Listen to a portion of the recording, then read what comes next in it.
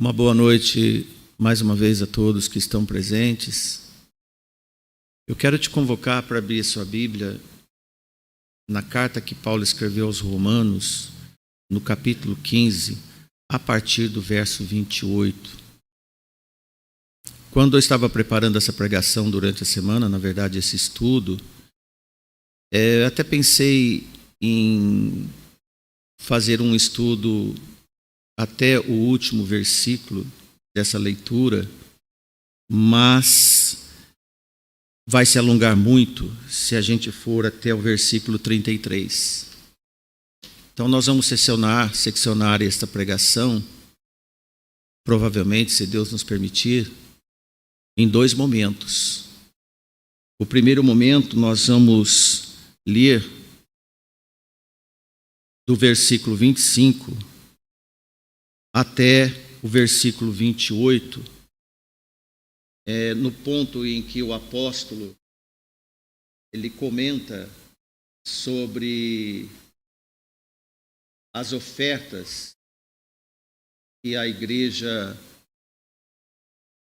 igrejas, na verdade, estavam na incumbência de repassar à igreja de Roma. Vamos à leitura. Romanos capítulo 15, versículo 25, 26, 27 e 28. Mas agora vou a Jerusalém para ministrar aos santos, porque pareceu bem a Macedônia e a Acaia fazerem uma coleta para os pobres dentre os santos que estão em Jerusalém. Isto lhes pareceu bem como devedores que são para com eles, porque se os gentios foram participantes dos seus bens espirituais, devem também ministrar-lhes os temporais. Assim que, concluindo isto e havendo-lhes consignado este fruto, de lá, passando por vós, irei à Espanha.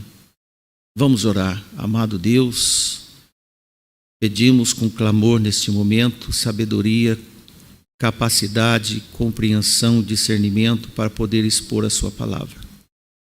Que cada coração ouvinte possa estar expandido, dilatado no seu espírito para poder associar a vida, a compreensão e a prática do Evangelho Santo.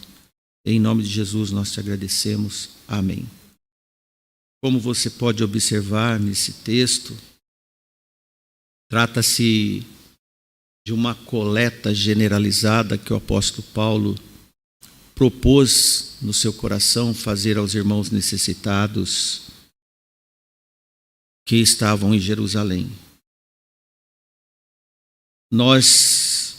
Eu quero ler com os irmãos em Atos capítulo 20, versículo 1 e 4, para podermos compreender melhor este assunto de hoje. Atos capítulo 20, versículo 1.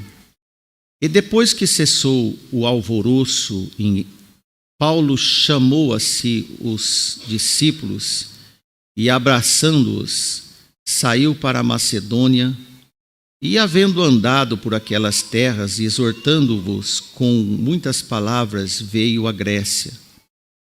E passando ali 3 meses, e sendo-lhe pelos judeus postas ciladas, como tivesse de navegar para a Síria, determinou voltar pela Macedônia. E acompanhou-o até a Ásia, Sópater de Bereia e dos de Tessalônica, Aristarco e Segundo, e Gaio de Derbe, e Timóteo, e dos da Ásia, Tíquico e Trófimo. Estes, indo adiante, nos esperaram em Troade, e depois dos dias dos pães ázimos, navegamos de Filipos em 5 dias, fomos ter com eles a Troade, onde estivemos 7 dias. As nossas leituras desta noite e os comentários estão associados com Atos e a carta aos Coríntios, porque estão correlacionados nas viagens de Paulo a coleta que ele propôs fazer aos irmãos de Jerusalém. Nós, nessa leitura em Atos, o apóstolo Paulo, depois de aproveitar o máximo em pregar o evangelho, Paulo, irmãos, não perdia tempo. Todo lugar que ele ia, ele pregava o evangelho. E isso aconteceu na Macedônia. Se você pegar uns mapas, algumas Bíblias têm mapas, a Macedônia fica no norte da Grécia, onde na Bíblia está chamado Acaia, pelo nome Acaia. E depois Paulo desceu da Macedônia para Acaia e ele ficou 3 meses na Grécia. Durante esse tempo dos 3 meses, o apóstolo coletou ofertas nessas 2 regiões, tanto praticamente toda a Grécia, a Macedônia e a Acaia. E ele fez as coletas dos irmãos. Nisto também, ele selecionou irmãos que levassem essas dádivas recolhidas das suas respectivas igrejas aos irmãos necessitados para Jerusalém. Sempre vamos falar isso. O centro era Jerusalém. Você vê que ele chamou 7 irmãos porque tratava-se de dinheiro. E não existia bancos como existe hoje. Eram moedas que circulavam no Império Romano. Então eles colocavam talvez numa sacola, no embornal ou em algum lugar, e eu juntando esses dinheiros. E tinha 7 irmãos acompanhando o qual nós vemos os nomes deles, como nós lemos em Atos capítulo 20. Sabemos que quem escreveu o livro dos Atos dos Apóstolos foi Lucas. Mas Lucas, parece que ele não deu tão grande importância quanto Paulo deu na questão dessa coleta. Mas Paulo, nas suas epístolas, não só em Romanos e também, como nós vemos Lucas escrever em Atos, ele deu mais importância e mostrou o quanto era importante isso para ele. Depois você vai ver por quê. Se a gente ver em Atos capítulo 24, versículo 17, abra lá para nós, fazendo um favor, há uma ligeira menção de Lucas quanto a esta coleta, quando Paulo estava fazendo a sua defesa diante do governador da Judéia, Félix. Olha o que Paulo diz: ora, muitos anos depois, vim trazer à minha nação esmolas e ofertas. Quero que você entenda que os versículos que nós estamos lendo não estão subsequentes das nossas leituras, também no tempo cronológico, tá, irmãos? Aqui Paulo, diante de Festo, que foi depois que Paulo foi preso, é bom você entender que Paulo foi preso durante essa chegada dele em Jerusalém com essas ofertas, e os irmãos ficaram alegres, contentíssimos com ele, Atos capítulo 21, se não me engano, e esses irmãos ficaram alegríssimos com a presença de Paulo e ajudar, porque eles passavam fome e perseguição. Mas houve um tumulto porque alguns judeus da Ásia, sabendo que Paulo estava pregando no templo, eles vieram da Ásia até Jerusalém para fazer esse barulho, esse estardalhaço, esse tumulto. Foi onde Paulo foi preso. Bom, irmãos, lembrar que oferta, Paulo coletava esse dinheiro dos irmãos. Por exemplo, ele chegava numa igreja como a nossa e dizia: olha, irmãos, nós precisamos de dinheiro, uma oferta especial para ajudar os irmãos de Jerusalém que estão passando muita necessidade. Lembrar que Paulo escreveu em 2 Coríntios, capítulo 9, versículo 7, sobre contribuição. Quando ele diz: cada um contribua segundo propôs o seu coração. Amém. Não com tristeza e nem por necessidade. Você, meu irmão da igreja, de qualquer igreja, você jamais deve fazer uma oferta a alguém ou à sua igreja, a um irmão necessitado, por necessidade, vamos ver se eu tenho uma contrapartida em cima disso, ou eu estou sendo obrigado a dar a alguém, ou por tristeza. Esse dinheiro vai me fazer falta depois. Não faça isso. Ele fala para não fazer isso, porque Deus ama o que dá com alegria. Amém? Deus só vai amar quem contribui com alegria. O dinheiro que você traz à igreja, ele é um dinheiro especial, porque ele vai ser usado na obra do Senhor. E os irmãos acompanham no que nós usamos o dinheiro da igreja. Amém? Só para você se situar.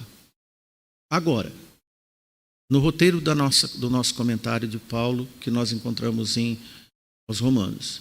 Lembra-se que Paulo tinha uma imensa vontade de ir para Roma. Mas ele disse, agora eu vou para Jerusalém. Então você começa a entender por que no versículo 25 ele diz, mas agora vou a Jerusalém para ministrar aos santos. Ministrar aos santos era pregar, consolar e abastecer as necessidades deles. Então não tinha como Paulo ir pregar em Roma sabendo que havia uma extrema necessidade dos irmãos em Jerusalém. De fato, irmãos, essa coleta para os santos que permaneceram em Jerusalém, atente sobre isso, eles ficaram residentes em Jerusalém porque depois de tudo que aconteceu com a crucificação do nosso Senhor, a perseguição aos apóstolos, Jerusalém tornou-se um centro de perseguição, porque houve algumas revoltas contra os romanos. Então os romanos ficaram assim, bravos, não gostavam dos judeus de Jerusalém, e isso causou muita pobreza. Bom, dentre todas essas perseguições, eles ficaram empobrecidos e vieram tantas dificuldades. Toda a Judéia ficou um campo minado, difícil de se viver, mas lá estava a igreja. Sobre a coleta especial para a igreja empobrecida de Jerusalém, é isso que nós estamos falando.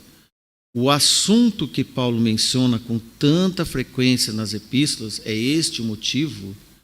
Tinha como objetivo suprir todas essas carências em Jerusalém. E, como ele escreveu, retribuir aos irmãos de Jerusalém que estavam carentes, porque o evangelho da graça foi nascido neles. Lembra que Jesus disse que primeiro eu vim pregar o evangelho à casa de Israel? E ele falou isso com aquela mulher cananeia. Bom, irmãos, Paulo usou desse momento como uma oportunidade especial para apresentar esta oferta como ato de amor dos irmãos do exterior, principalmente os gentios. Porque os judeus convertidos, eles tinham ainda um preconceito. Lembra quando nós lemos no capítulo 14 dos irmãos fracos e fortes? Eles tinham preconceito contra os irmãos gentios. E Paulo usou desta oportunidade para fazer com que esses irmãos judeus carentes entendessem que eles eram amados. Amém? É muito bom sentir-se amado. Este era o motivo, não era financeiro de Paulo, era suprir e que eles entendessem que eles eram amados. E além do mais, era uma manifestação de que as igrejas gentílicas em Roma, Capadócia, Galácia, Macedônia e Acaia fizessem uma declaração de amor a Jerusalém como filhas fiéis para a igreja mãe, como um ato de amor. Então o dinheiro pode ser usado, sim, dádivas, presentes, como um ato de amor. Nós temos esse costume, porque quando nós amamos alguém, nós damos um presente e suprimos a necessidade. Não tem como amar alguém e ver esse alguém passar necessidade e cruzar os braços. Tiago falou sobre isso, que se nós temos piedade de alguém e não fazemos nada, nada adiantou, não tem diferença alguma. Bom, agora imagine cada um de nós, imagine você receber um presente, no caso, de quem você tem um pouco de preconceito. De repente você não vai muito com alguém, ou mesmo que seja um irmão da igreja, e esse irmão um dia te faz uma surpresa com um presente. Foi isso que aconteceu com os irmãos de Jerusalém. Então as igrejas filhas gentílicas precisavam exercer esse primeiro passo de aproximação. Alguém tem que dar um passo de aproximação, por exemplo, para fechar as rugas e fechar as feridas e as arestas. E as igrejas do exterior foram que fizeram. Então era necessário elas serem reconhecidas como filhas legítimas da graça do nosso Senhor Jesus Cristo. Nada mais oportuno do que prestar socorro generoso aos sofridos irmãos judeus de Jerusalém. Era um momento apropriado. Interessante que dos apóstolos, apenas Paulo teve essa, vamos dizer, essa visão, essa compreensão dessa necessidade. Porque, irmãos, dessa forma, a aceitação deles não tinha preço, porque era tudo que eles precisavam e ninguém vinha ajudar. De repente, Paulo chega com mais 7 irmãos, com sacolas de dinheiro, e dizer, olha, isso aqui foi uma oferta de amor dos irmãos. Todos os irmãos do exterior mandaram esse dinheiro para vocês. Então, a reação de Jerusalém foi de se destronar de qualquer preconceito. Veja em Romanos que nós lemos, eu quero lembrar que foram versículos 26 e 27, olha que Paulo escreve, porque pareceu bem a Macedônia e a Caia fazer uma coleta para os pobres dentre os santos que estão em Jerusalém, e isto pareceu-lhe bem como devedores que são para com eles. Amém, irmãos?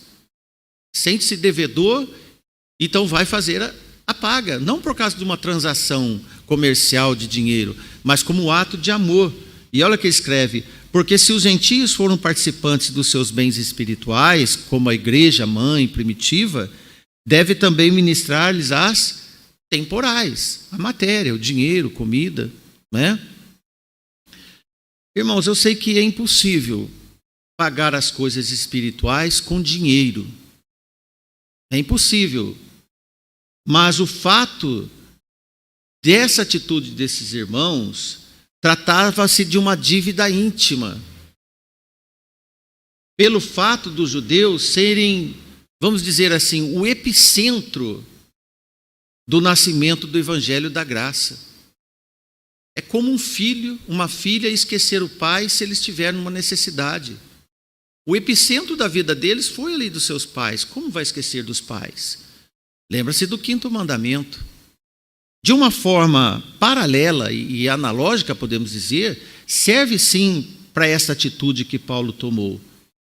E tratava-se em Jerusalém de irmãos judeus convertidos e que passavam por muitas dificuldades, inclusive de relacionamento com os próprios judeus que não aceitavam o evangelho do nosso Senhor Jesus Cristo.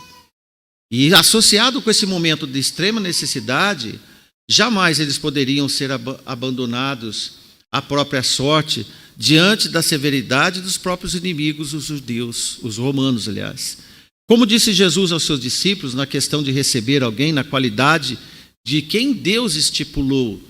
Não sei se você lembra de Mateus capítulo 10, quando Jesus estava dizendo aos seus discípulos de você receber um apóstolo na qualidade de apóstolo, receber um profeta na qualidade de profeta e um discípulo na qualidade de discípulo. E Jesus disse, Mateus 10 e 42, e qualquer que tiver dado só que seja um copo d'água fria a um desses pequeninos em nome de discípulo, em verdade vos digo que de modo algum perderá o seu galardão. Olha, irmãos, quem disse foi Jesus. Um copo d'água fria não tem valor algum, é insignificante para quem tem fartura de água, não é? Mas esse copo d'água, quando mata a sede de alguém, aí sim, o insignificante passa a ter um valor sem medida. Não dá para precificar quanto vale um copo de água fria para quem está morrendo de sede. Nessas atitudes, irmãos, é que nós vamos ver que o amor é imensurável com coisas insignificantes, porque atinge o coração. Olha, Paulo sabia desses significados.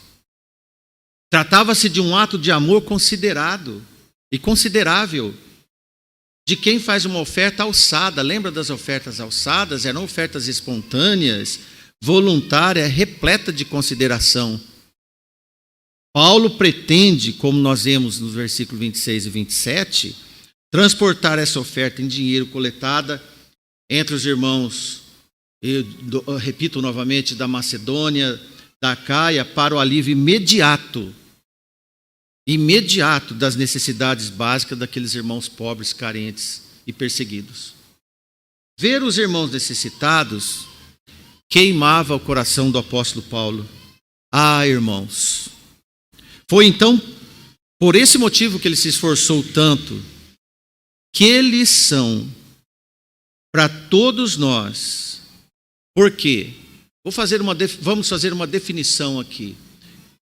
Crente insensível não deve existir, que não tem sensibilidade pela dor do outro.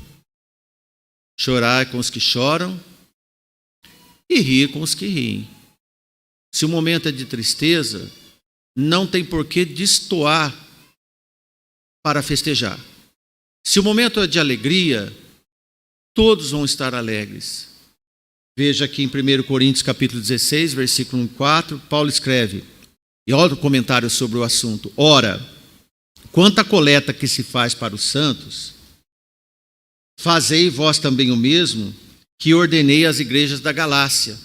Olha, agora Paulo estava atingindo a igreja de Corinto, a igreja que nós estamos lendo sobre a Acaia. Ele diz agora, fazei vós o mesmo que ordenei às igrejas da Galácia. No primeiro dia da semana, cada um de vós ponha parte do que puder juntar, conforme a sua prosperidade, para que não se façam as coletas quando eu chegar, e quando tiver chegado, mandarei os que por cartas aprovardes, para levar a vossa dádiva a Jerusalém, e se valer a pena que eu também vá, irão comigo. É um acerto, uma estratégia de coleta e encaminhar esse dinheiro. E é interessante esses detalhes tão peculiares, irmãos, mas que enriquece mais as atitudes simples e o efeito milagroso que se faz. Observe que bem longe da Grécia, Paulo envolveu também os irmãos da Turquia. Se você pegar no mapa aí agora na sua Bíblia, você vai ver que a região da Turquia é onde está a região escrita como a Capadócia e a Galácia mais ao sul, da Turquia de hoje. Então Paulo generaliza e apela para todas as igrejas numa campanha intercontinental, chamou todos os ricos e pobres das igrejas, irmãos. Paulo não poderia ser apático nessa causa, porque esses dinheiros eram levados, como nós vimos, pessoalmente por Paulo e pelos irmãos de cada igreja. Sabemos que essas moedas eram as moedas que circulavam pelo Império Romano, e seria tão providencial para alimentar aqueles irmãos. Não se tratava de ajuda a um irmão isolado, ou uma família isolada, como geralmente nós fazemos, era uma ajuda a toda a igreja de Jerusalém. Percebe que deveria ser um montante considerável para isso. Era uma ação de graças ampla de Deus, e envolvia sustento e socorro. Veja em 2 Coríntios capítulo 9, nós vamos ver o versículo 12 e 13, mais uma vez o apóstolo tocando no assunto, porque a administração desse serviço não... Desculpa, irmão. porque a administração desse serviço não só supre as necessidades dos santos, mas também é abundante em muitas graças.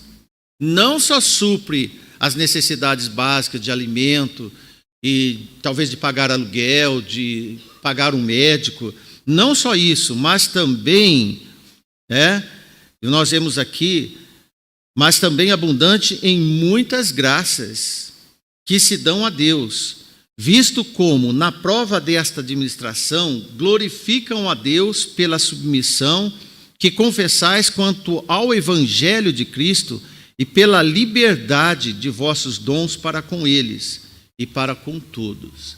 Essa definição mais contextualizada que Paulo faz aos irmãos em Corinto e a igreja da Grécia, bem lembrar, e ele fala dessa prova de administração, que na verdade os irmãos estavam glorificando a Deus por essa submissão, por participarem com liberalidade para com aqueles irmãos que precisavam. E de fato, irmãos, agora os irmãos podem entender melhor o motivo de Paulo ir para Jerusalém. Ele não poderia deixar os irmãos nessa situação, mesmo que ele fosse pregar em Roma. Estaria tudo bem em pregar em Roma, mas aí eu vou abandonar os irmãos necessitados. É dessa forma que Paulo se comportou, e isto é uma lição para nós. Saiba sim, meu irmão, que a necessidade de um irmão ou de um familiar pode sim impedir viagens nossas.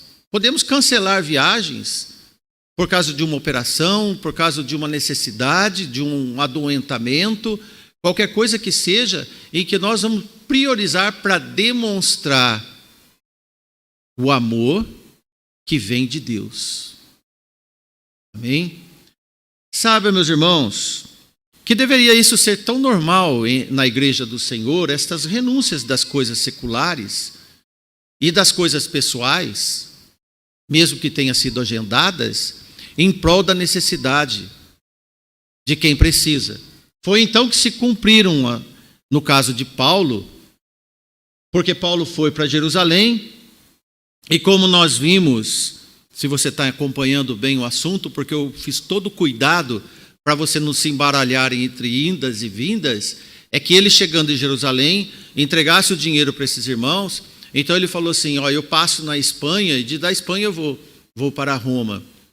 Poderia pegar um navio, poderia pegar do caminho por terra, mas não foi bem assim. É o segundo ponto da pregação. Talvez você fale assim, ou eu posso dizer, olha, fiz uma boa ação, ajudei um irmão, agora Deus vai me dar um refrigério, vou comprar uma passagem, vou viajar. Irmãos, Paulo foi preso. Paulo foi preso. Nós não vemos Paulo reclamar nenhum minuto sobre isso. Porque sobre Paulo e sobre qualquer um de nós, Deus tem um roteiro para nós. Quanto a Paulo, cumpriu-se a profecia que se dizia sobre ele, que Paulo, antes de pensar em ir para Roma, ele deveria comparecer perante reis. E ele deveria, e aconteceu. Paulo teve que enfrentar sua defesa perante vários governadores romanos, entre eles Félix, Festo, Herodes e Agripa.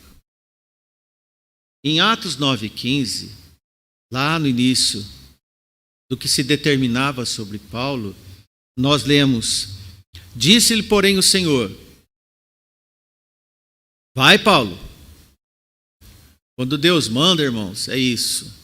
Porque este, para mim, é um vaso escolhido, para levar o meu nome diante dos gentios. Até aí ele tinha cumprido.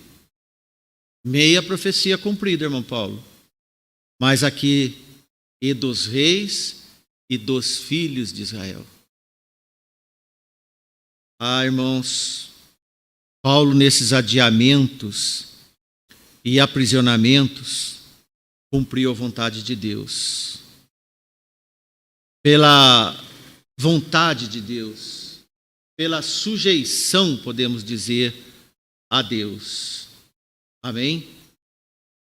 Naturalmente, ele gostaria de ter viajado para Roma como um homem livre, mas não era esse o seu roteiro permitido por Deus. Ele viajaria, sim, para Roma, mas na qualidade de um presidiário, escoltado. Mas o Senhor não deixou de satisfazer a vontade de Paulo. Ele foi, embora não como ele esperava ir. Certamente, essas novidades atípicas são preparadas para aqueles que são fiéis, para aquelas irmãs que são fiéis no Senhor. Nem sempre fazemos o que nós queremos, mas num ato de obediência, cumprir o que Deus quer de nós. Preste bastante atenção quando você orar: Senhor, faça da minha vida um vaso de bênção. Faça da minha vida o que o Senhor quer. Se prepare, porque Ele vai fazer. Ele vai te usar. Pelo menos você não vai ser rebelde. Vai ser obediente. Vai estar a serviço do Senhor. Se Paulo chegou à Espanha ou não, ninguém sabe. Não se tem notícia. Para nós também, irmãos, não vai fazer diferença nenhuma. Se não está escrito, não vamos especular. Alguns irmãos dizem que sim, outros irmãos dizem que não. Mas o importante é que no versículo 29 ele diz: e bem sei que, indo ter convosco, chegarei com a plenitude da bênção do Evangelho de Cristo. Ele chegou escoltado como um presidiário, mas ele não deixou de chegar com a plenitude da bênção do Evangelho de Cristo. Amém? Isso é muito importante. De fato, a plenitude das bênçãos ele alcançou. Foi em Jerusalém e socorreu os irmãos. Os irmãos abraçaram Paulo, ficaram alegres. Mas só que houve a inveja. E os judeus invejados perseguiram Paulo e foi levado a Cesareia. Ficou lá um bom tempo, numa dilação, isto é, numa espera, para ver quando é que Paulo ia viajar para Roma. Demorou, irmãos. Não foi uma viagem no tempo de Paulo, foi uma viagem no tempo de Deus. Não foi do jeito que ele queria, mas foi do jeito que Deus quis. Todos nós devemos estar preparados para o ato da obediência. E no ato da obediência, sempre, sempre, sempre, sempre, deve estar a plenitude da bênção do Evangelho do nosso Senhor Jesus Cristo. Nenhum de nós deve ter a ousadia de fechar a boca para o Evangelho. Se você não abre a boca para o Evangelho, Deus não vai te dar nenhuma empreitada. Fique parado onde está. Mas quem ousa pregar o Evangelho no seu trabalho, na escola, nas redes sociais, o Senhor vai olhar para você e vai falar assim: vou te dar uma missão especial. Vou te usar. Lembra-se que nós lemos Jesus dizer do copo d'água fria, e ele disse: jamais, jamais perderá o seu galardão. Quantas pessoas se divertem tanto neste mundo, com toda a característica boa de um evangélico. Quantas pessoas deixam de fazer e sofrem tanto, como um crente esquisito. A questão é, irmãos, sem definição de parâmetros humanos, é que Deus usa aqueles que sabem amar e se entregar à causa. Amém? No próximo sábado que nós estivermos aqui, se Deus nos permitir, vamos trazer os últimos versículos até o 33, e aí vem novidade também para nós. Amém? Que Deus nos abençoe, boa noite a todos. Até amanhã no culto, nós vamos ler amanhã o profeta Isaías, e que Deus nos ajude, Deus nos abençoe. Amém? Até mais.